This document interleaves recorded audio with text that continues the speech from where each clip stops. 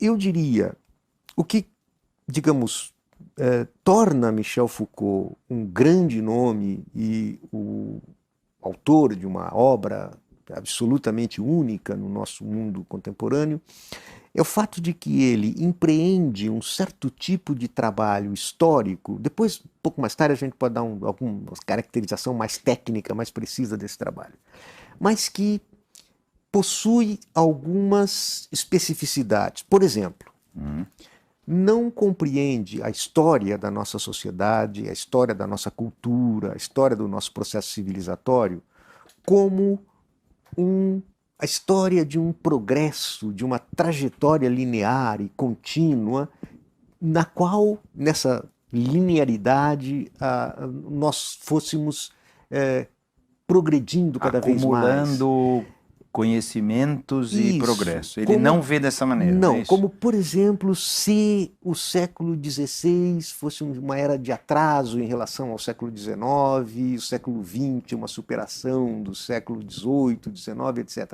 Como se a nossa história fosse progressiva e linear. O que, Então, em geral, ele acha que não acha que não é.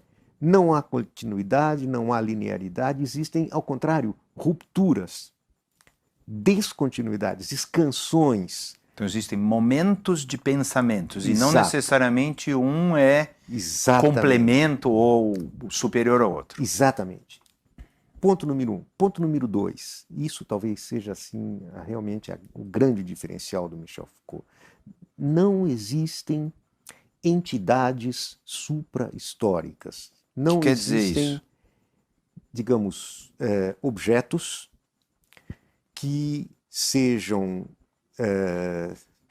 que não sofram a influência e a ação do seu momento, do seu tempo e do seu vir a ser. Então, por exemplo, mesmo que ela dure no tempo, mesmo a igreja, por exemplo, que vem uma das instituições que dura aí 2000 anos. Pois é. Ela não é a mesma igreja, é isso? Não, é mais do que isso. É muito mais radical. Não existem objetos eternos, objetos que estão superiores ao curso do tempo e da história. Não existem saberes eternos, não existem métodos eternos e não existem sujeitos eternos.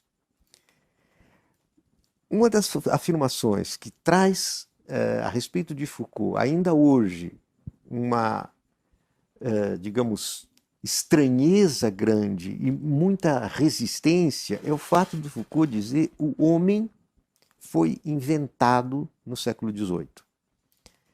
Então, há uma historicidade do objeto do conhecimento, há uma historicidade do próprio conhecimento com os seus procedimentos, os seus mecanismos, os seus métodos, e há uma historicidade do próprio sujeito. Então, o homem como a gente vê hoje, né? O homem como tinha o outro olhar de homem antes, tá certo? Mas não era o centro. Não se pode dizer que se trata do mesmo homem. Não se pode dizer, por exemplo, que o que nós chamamos o homem grego seja exatamente o homem moderno. São duas formas de saber distintos que correspondem a dois campos de subjetividade distintos.